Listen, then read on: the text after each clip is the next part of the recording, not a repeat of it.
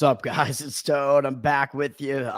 Friday evening. I'm gonna go over my plays for the day one more time. As none of them have started yet. As everything starts, I think at about 6:40 p.m. Eastern tonight. Didn't get it all done this morning. I mean, there's a lot to cover. I get autistic, obviously, about the MLB. So hopefully, we're gonna have a good day. I actually feel pretty good about these plays. So let's take a look at the market real quick here. The market, kid. Let's take a look at what's going on here. As I gave out one play in the NBA today, which is on the Cleveland Cavs. But if you didn't see my morning video, I apologize because the Cavs were -2.5 this morning, which is what I laid, and they were -3 shortly after that. But of course, I should have explicitly said it, although you could kind of get it from based on what I was saying. I said that Cleveland basically they have a bunch of injuries, right? So they have especially to Garland, who's like their starting guard there. So that's a huge injury for them. Mobley also injured. And I said basically this I kind of implied that basically only this line could only go up a little bit further if it's announced that they're in. And I thought that the line was already kind of headed that way because it was already up to 3.5. So now it's up to 5. So at the very least, we got value on the Cavs with that play.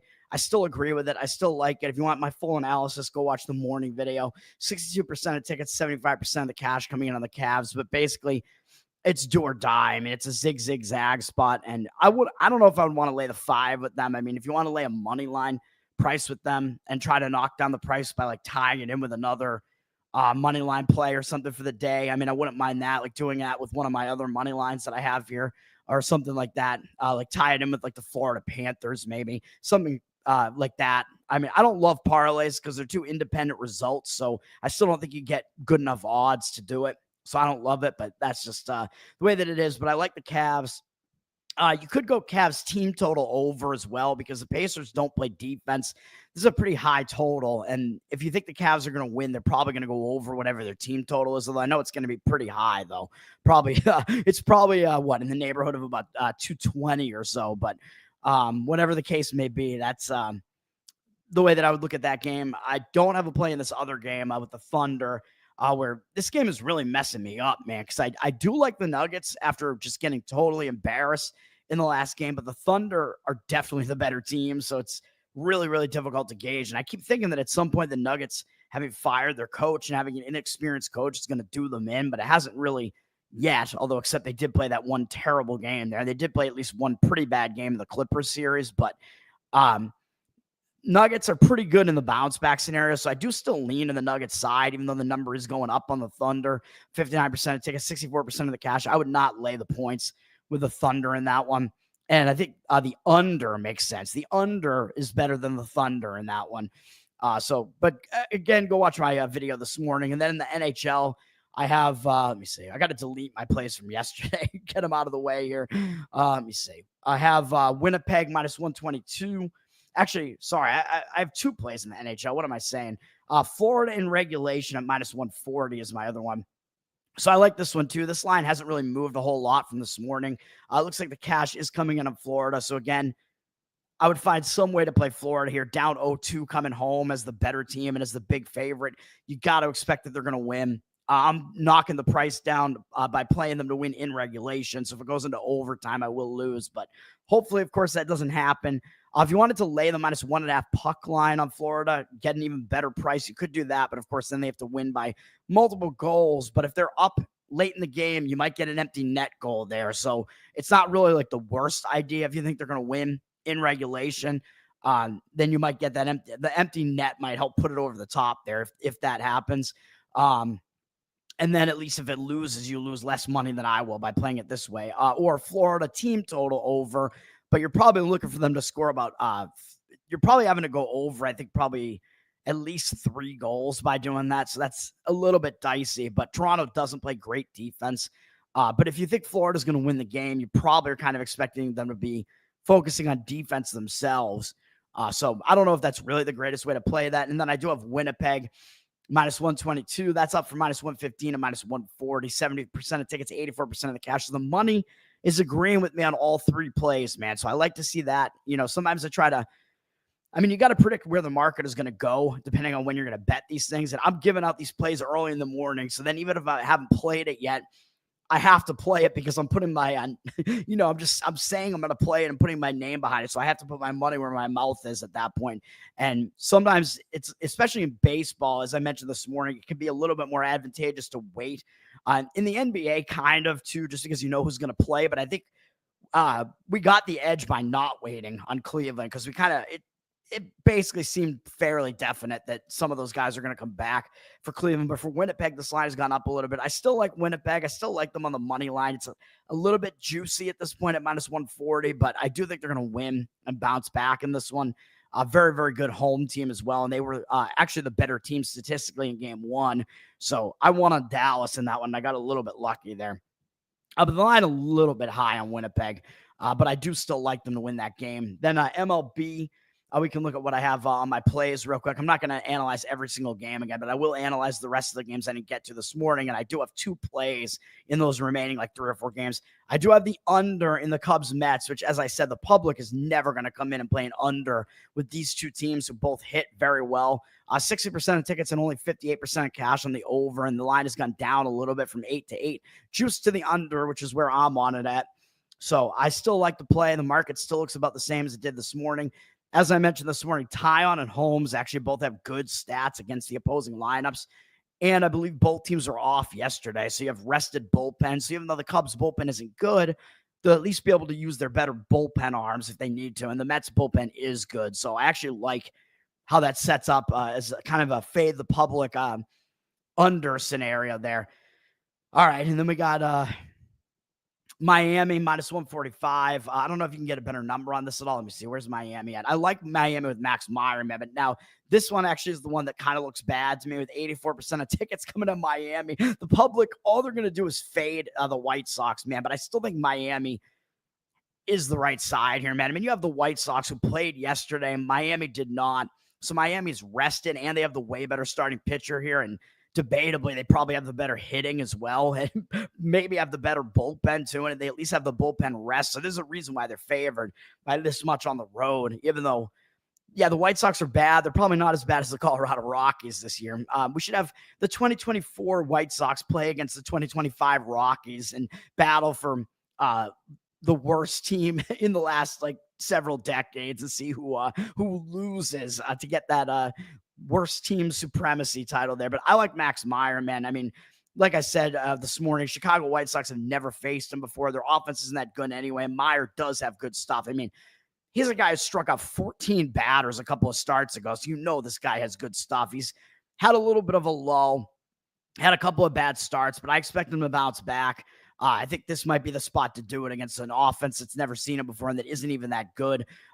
We are on the public side in this one where the cash is less on them, but I just think that you got to play it with Miami here, man. It just seems too, it seems too easy, and I don't like them when things seem too easy, but I don't see the White Sox winning the game, man. Of course, I might have to eat my words, but Bryce Wilson is pitching for the White Sox. His numbers are awful, and he's probably only going to go as an opener. And the White Sox did have to use a few of their relief pitchers yesterday, too, and they're going to have to use their bullpen again early. So it just doesn't seem like a good situation to me for the White Sox. Even though a lot of times those bullpen games, you can mix and match those pitchers and throw off the opposing hitters, but I don't think the White Sox really have the personnel to do that. So I don't really see it. Max Meyer is the much more talented young pitcher there, and you might be able to get a better number than that, minus 145 right now. And I mentioned I am on Houston on the run line, -1. I think Houston has gone up since I did the show this morning. I think Miami's the only one that has market disagreement with me today, really, out of every single play. So I'm in a decent situation as far as that's concerned, because I really don't like fading the market. Like fading what the market is telling you. Although occasionally I will, especially in baseball, when I just think that my handicap might be able to beat it. Houston's up for -170, -185. Probably still, you want to take the shot on the -1 run line there, probably, I would say. I think Hunter Brown, very dominant pitcher. I believe I pointed out this morning, he has really good numbers in a small sample size against Cincinnati. Martinez is okay numbers for Cincinnati against Houston, but Hunter Brown is just the better pitcher. And Cincinnati played extra innings yesterday and used a bunch of their relievers while Houston did not play. So Houston has the better bullpen anyway. They're the more rested bullpen, and they have the better starter. So I think Houston, it really lines up nicely for Houston there. So Houston -1. And now let's go to my other place. And Houston, 88% of tickets, 91% of the cash. So yes, they are public, but I don't think the public is really coming in and laying like a big money line on Houston. I don't think that's really what they do. So I'm a little bit more like, I'm not as concerned by that. I think it's a situation where public and professionals are kind of just in agreement on Houston on that one. And then what are the games I didn't talk about yet? San Diego, Colorado. I mean, I would go over in this game. You got Randy Vasquez, who really is not good. He has a 3.9 ERA, which looks good, but a 1.67 whip is unbelievably bad. I mean, this guy's putting significantly more than 1.5 men on base per inning, and he's somehow getting away with it with only 3.9, a 3.9 ERA. It makes no sense. He walked 5 guys in 5 innings in his last outing and gave up 6 hits, and yet only give up 1 run somehow against Pittsburgh, who can't hit. But this is a major, major red flag, man. He has no starts where he's walked fewer than 2, and he has 24 walks to only 13 strikeouts. He has almost 2 times as many walks as strikeouts. And man, Superman ad over there on my TV that's almost just flickering. I thought I was going to have a seizure or something. Vasquez, I mean, the rest of his numbers aren't even that bad. He hasn't allowed a lot of home runs, hasn't allowed a lot of hits, but his wildness is insane, and he doesn't strike guys out. So I don't see what there is to like. I mean, he might have the worst strikeout walk ratio in Major League Baseball right now through any out of any pitcher that's thrown this many innings. So I just don't see it at all from Vasquez. Against Colorado, he has been good, though. In 16 at-bats, a 188 average, 503 OPS, but I'm not going to put my money on a guy who has almost twice as many walks as strikeouts. I mean, you almost never see that. That's terrible. Although Senzatella on the other side is not good either. A 1.86 ERA for Colorado, 1.86 whip. I keep saying ERA, 5.5 ERA. That would be good if it was his ERA rather than his whip. And against the Padres, 78 at-bats. Yeah, I mean, they've taken care of their business against him. 321 average, 861 OPS. Not good numbers, obviously. So both pitchers, big question marks. I think the lean in that game is an over. And Colorado, by the way, they played 2 games yesterday. So you could look at it. On the one hand, you could say their hitters might be a little bit tired. But on the other hand, they got no bullpen arms left because they played 2 games yesterday. So who are they even going to put out there? Because Senzatella is not going to go that deep. And if they want to save their bullpen and leave him in, they're just going to let him get wrecked by the opposing offense. Manny Machado, by the way, a player prop look there, by the way. He has really good numbers. I forget what they were. I just showed them, but he really, really wrecks Senzatella. I can bring it back up quickly. 9 for 23 with 4 doubles, a home run, 5 RBIs. Pretty good stuff. So Manny Machado does really well against him. Again, I think the over is probably the best way to look in that game. Still, San Diego is obviously the better team. They do have a really good bullpen. So that's the one thing that might hurt the over a little bit, but that totals all the way up from 11 to 11.5 juice to the over. Now, 83% of tickets, 95% of the cash coming in on them. Of course, yeah, it's a high total, but again, it's a high total for a reason. I mean, you're talking about Coors Field, which is a very hitter-friendly park, of course, and 2 pretty terrible pitchers. So that's the only way I would look there. Baltimore and Anaheim, the LA Angels. You got Sugano pitching for Baltimore against Kyle Hendricks. And if you just follow me, you know what I'm going to say about this pitching matchup, because I like one of these pitchers significantly better than the other, and that's Sugano. I like him better than I like Kyle Hendricks. And the odds makers are telling you there's something to that, as the Orioles are a road favorite, even though their record is terrible. I mean, the Angels are actually 8-8 at home. Orioles 5-14 on the road, which is awful. The Orioles record overall is just disgustingly bad. And I mean, their hitting just has not come to fruition at all. But Sugano actually hasn't been that bad. They brought him over from Japan. I mean, I've talked about him. He's a veteran. Like, he pitched for a long time professionally in Japan. His numbers are good, man. So I don't know why people keep knocking him. 1.13 whip, 3 ERA. I mean, people are knocking him just because he doesn't strike out a lot of guys. Yeah, he has a low strikeout rate, but he has a pretty high ground ball rate. He fools hitters without blowing them away. He doesn't have stuff that blows you away, but he's allowed fewer than 1 hit per inning, and he's not walking many guys. He's allowed 7 home runs, which is a little bit concerning. But other than that, like, there's nothing to really dislike about his numbers other than a low strikeout number. But some pitchers are effective without being strikeout pitchers, man. You can get away with being a command pitcher. You know what I mean? There have been pitchers that are really good that way. So, I think Sugano is pretty good, and Anaheim has never seen him before. So I actually think Baltimore might be the right side here. And Kyle Hendricks, there's no way that I would want to play on Kyle Hendricks. I know his whip is actually pretty good this year, 1.17. ERA is not good, 5.28, although his whip would indicate that his ERA should actually be better than that. But he's coming off a 7 2/3 inning performance where he only gave up 1 run against Detroit. I don't know how that happened, because in the previous 3 starts, he gave up 17 combined runs in 22 innings, which is just terrible. No, 12 innings. That's way, I can't even do math anymore. In 12 innings, that is unbelievably bad. And he's got a 16 to 12 strikeout walk ratio this year. So Hendricks, needless to say, is a guy that I don't trust. And up against Baltimore, his numbers are actually pretty good, though. 54 at bats, but they have seen him at least. 222 average, 522 OPS. But I would lean to Baltimore in that game, even though Hendricks does have decent numbers against them. He's really not that good of a pitcher, man. I actually like Sugano a little bit better. 80% of tickets, 94% of the cash coming in on Baltimore. Baltimore down from -135 to -133. But it does look like Baltimore is getting the cash there. And Anaheim, I believe Anaheim played yesterday too. Actually, let me switch to the Thursday view here so I can see. So Anaheim actually played yesterday against Toronto. Baltimore did play as well. But Baltimore, I think, played earlier in the day. So Baltimore has a little bit more rest because they played earlier, and the Angels played at night. Although, of course, Baltimore having to go out to the Pacific Coast, maybe not that easy for a team that's used to playing in the Eastern time zones and whatever. You have to go out and play a late night game. But still, I think that's the way I would lean there. Dodgers and Arizona. I mean, you got Roki Sasaki pitching for the Dodgers. 1.45 whip is looking pretty ugly, man. His 3.86 ERA is good, but he's been wild. I expect him to get better, but maybe not this year necessarily, because he's a young guy, man. You have all these Japanese pitchers coming over, and he's the youngest of all of them. And he's definitely been a little bit wild. He's definitely had some nerves here, and he just has way too many walks. 24 strikeouts and 20 walks in 30 and a third innings. Like, the rest of his stats aren't even that bad, but 20 walks is just unbelievably bad. I mean, he's got to get his control issues under wraps there. And of course, Arizona's never seen him before, but I just don't really trust Sasaki.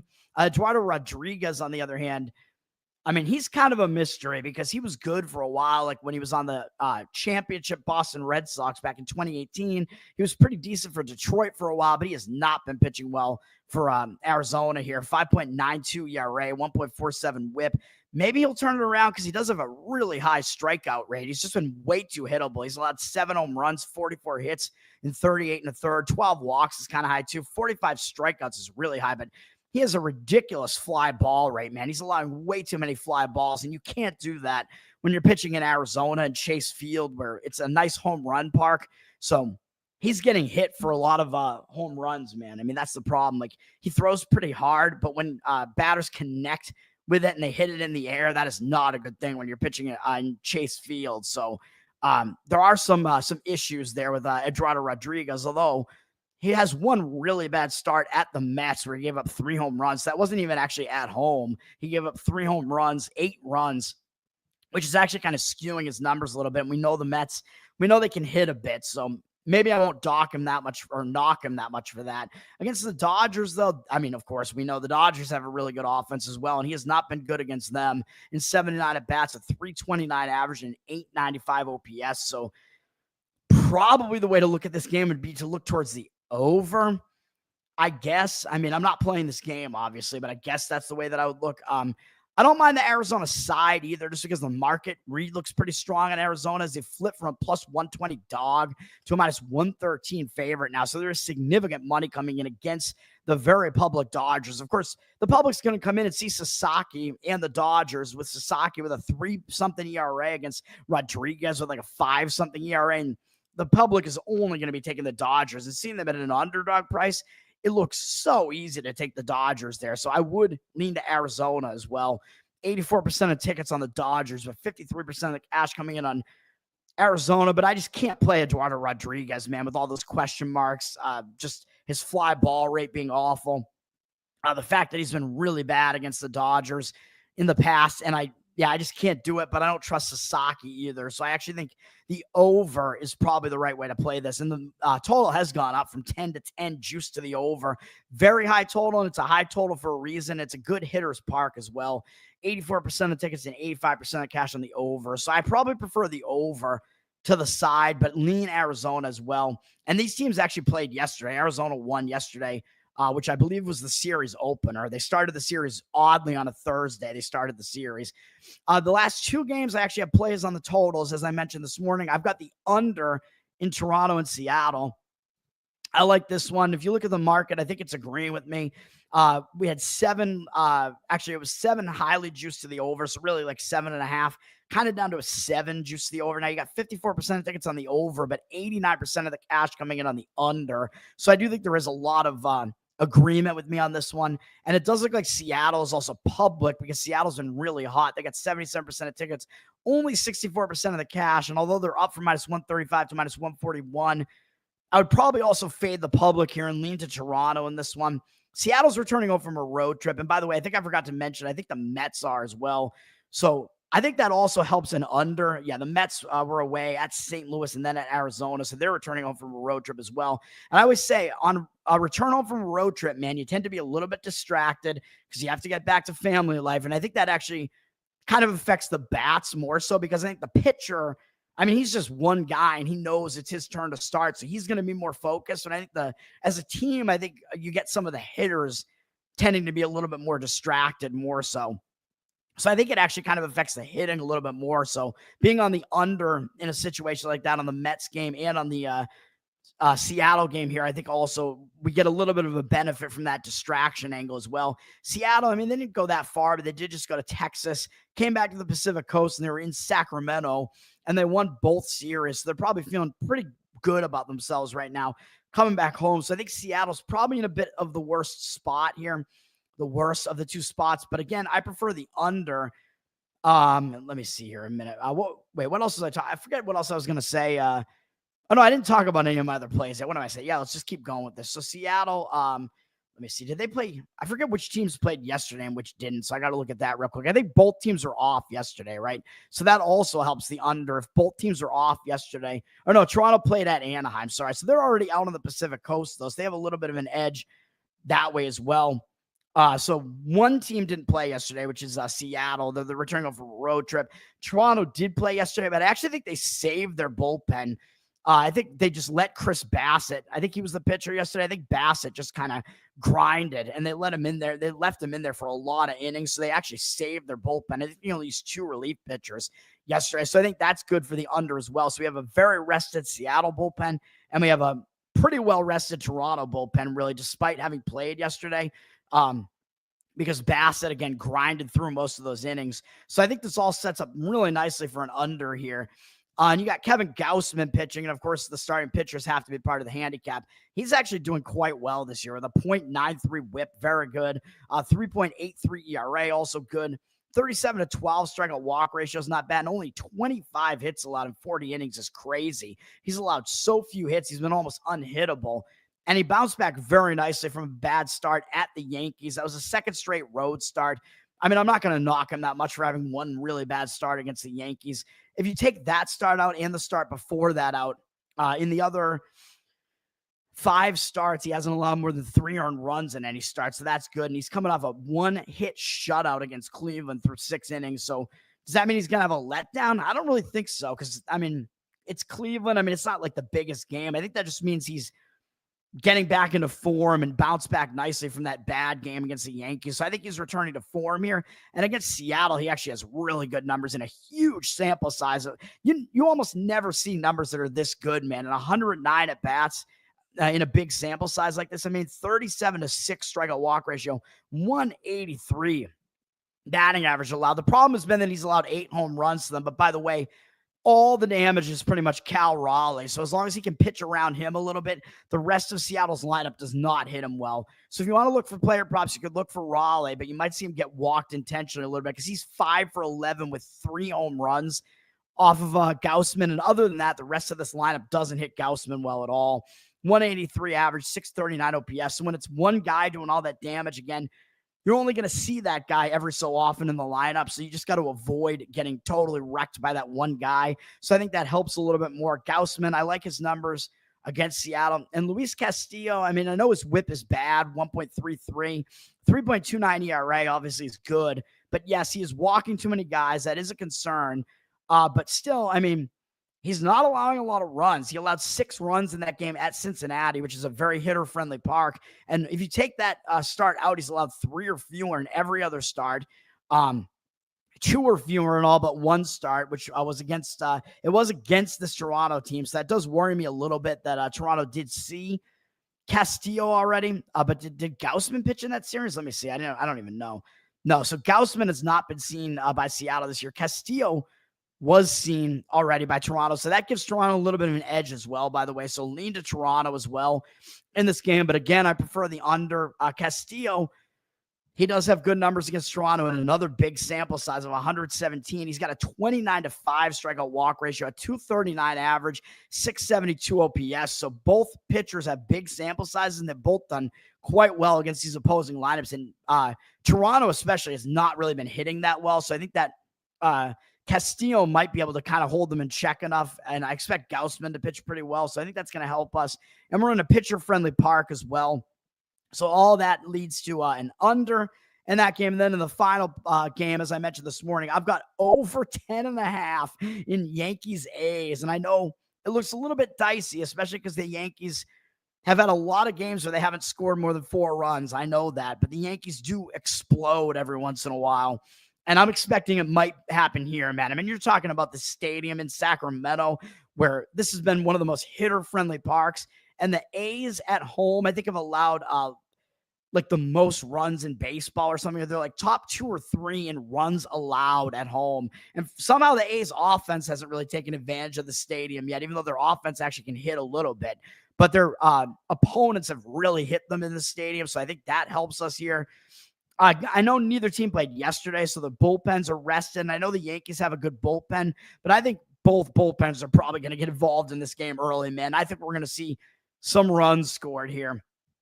Even though both teams did not play yesterday, Yankees could be in a little bit of a letdown, coming off a nice winning series over San Diego. The A's staying at home might bounce back a little bit from that loss at home to Seattle. So they might be a little bit focused there, but the starting pitching matchup is a huge factor here. Will Warren not pitching well for the Yankees at all. 1.53 whip, 5.65 ERA. Not good numbers, man. His strikeout rate is high, so that's the one good thing. He's got a lot of strikeouts, but he's putting a lot of guys on base. A lot of hits allowed, a lot of walks allowed. Not good. Very high whip. The A's haven't seen him before, but Will Warren's not a guy who's coming in there and really fooling hitters, so I'm not that concerned about it. And then Osvaldo Bido, pitching for the A's, has not been very effective either. 1.46 whip is terrible. 4.71 ERA should probably be higher given how bad that whip is. 21-14 strikeout walk ratio is real bad. He's given up more than 1 hit per inning. A lot of walks and not a high strikeout rate either. So bad strikeout walk ratio. He's allowed 7 home runs, which is also not good. He's allowed at least 1 in every start from April 16th onward, including 4 home runs in this stadium against Texas. So he's actually been a little bit worse, I think, in this stadium than he has been on the road, which does make sense because, of course, this stadium is a stadium that's very, very hitter-friendly. Looking at his splits here, I haven't looked at the splits for most of these other guys, but he has a 6.32 ERA at home this year with a 3.28 batting average, as opposed to a 3.48 ERA and 2.33 OBA on the road. So he has insane splits, man. He's way, way worse in this stadium than he is on the road. So that's going to help the over here as well. We're playing the over. I mean, what else can I say here? Oh, and Bido against the Yankees. Small sample size. I think only Bellinger has seen it before.